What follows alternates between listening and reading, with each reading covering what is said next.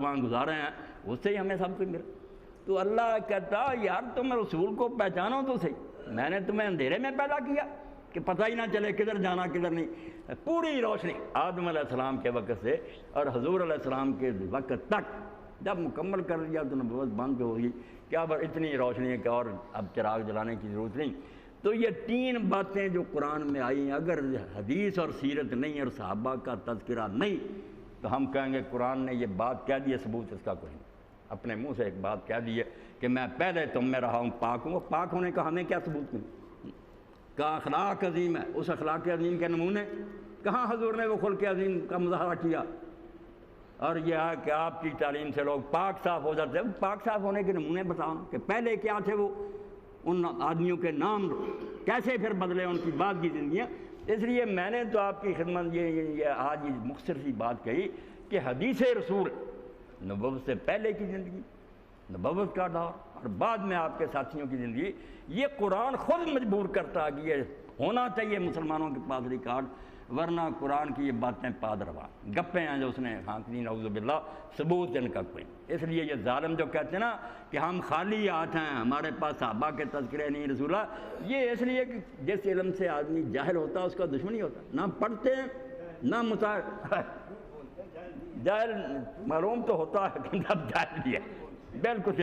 پرویز کا دیکھو نا، ایک کتاب لکھی شاہکار رسالت حضرت عمر عظیم کے نام پر، کہ حضور نے جو آدمی تیار کیے ان میں ایک حضرت عمر بھی ہے، شاہکار بہت اچھی ہے، ان کا نظام ہے گون شبلی کی کتابوں سے لیا۔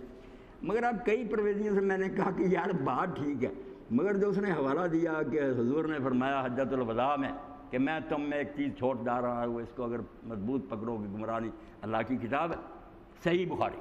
میں نے کہا صحیح بخاری میں نکال، حضور کا یہ خطبہ ہی نہیں صحیح بخاری، کہیں حجۃ الوداع کا خطبہ نہیں، نہ یہ عبارت صحیح مسلم میں، ابو داؤد شریف میں اب تک چھاپتے ہیں صحیح بخاری۔ تو بے خبری کا یہ عالم ہے۔ حکیم صاحب نے پہلے مثال تمنا حمادی کی میں نے پڑھی، وہ بھی علامہ خام خواہ بنایا ہوا تھا ایسا ہی، جھوٹ بولتا رہتا تھا میرے جال کی کتابوں کے نام پر۔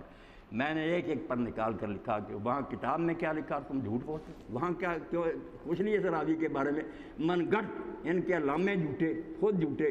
مگر وہ ریاض صاحب کی بات ٹھیک ہے کہ لوگ ہیں بے خبر، زمانہ ہے بے خبری کا، اس لیے پھنس جاتے ہیں کہ بڑی دلیلیں دیے، بڑے حوالے، کوئی حوالے نہیں، جھوٹ بول خلق خدا کو گمراہ کرتے ہیں۔ اور اتنا قیمتی سرمایہ جس سے ساری امتیں محروم ہیں، بیچارے نام جانتے ہیں کہ حضرت موسیٰ تھے، عیسیٰ تھے، مگر آپ چند معجزوں کے سوا پوچھیں کہ بھائی ان کی زندگی کا کوئی ریکارڈ مسیح کا بتاؤ کیسے زندگی گزارتے تھے، تاکہ میں ان کے نمونہ کی پیروی کسی عیسائی کے پاس نہیں۔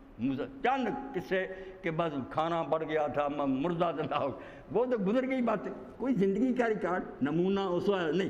تو مسلمانوں کے پاس اگر ہے تو اصل میں مستشرقین ان کی بھی کوئی قابلیت نہیں، انہوں نے کافروں نے گول زیرہ یہودی پیچھے بیٹھے ہیں، انہوں نے کتابیں بنائیں کہ حدیثیں تو بعد میں لکھی گئی، وہ سارا جو ہے نا اگلا ہوا اس کو دوبارہ چباتے ہیں، وہی باتیں دہراتے ہیں اردو میں، ایک بات انہیں نہیں سنی۔ بے ایمان سے رسول اللہ کی وراثت جو ہے نا اس سے امت کو محروم کرنا چاہتے ہیں۔ اللہ ان کو رسوا کرے اور ذلیل کرے۔ اتنی قیمتی چیز کہ آدمی پڑھے تو تنگ رہ جاتا کہ یار میری یہ حسرت دور ہو گئی کہ میں حضور کے زمانہ میں ہوتا تو یہ پوچھتا۔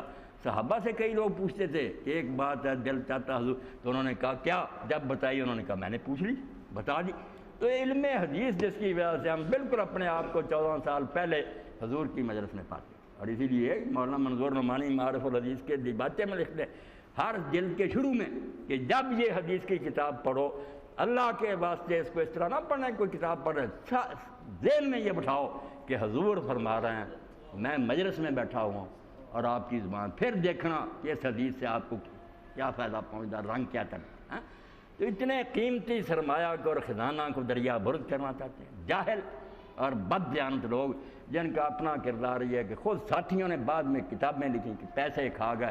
پرویز کے بارے میں جو لکھی وہ محمدین قاسمی صاحب کی کتنے پرویزی چیخیں چلائیں، انہوں نے پھر کہنے لگا یہ منافق ہے۔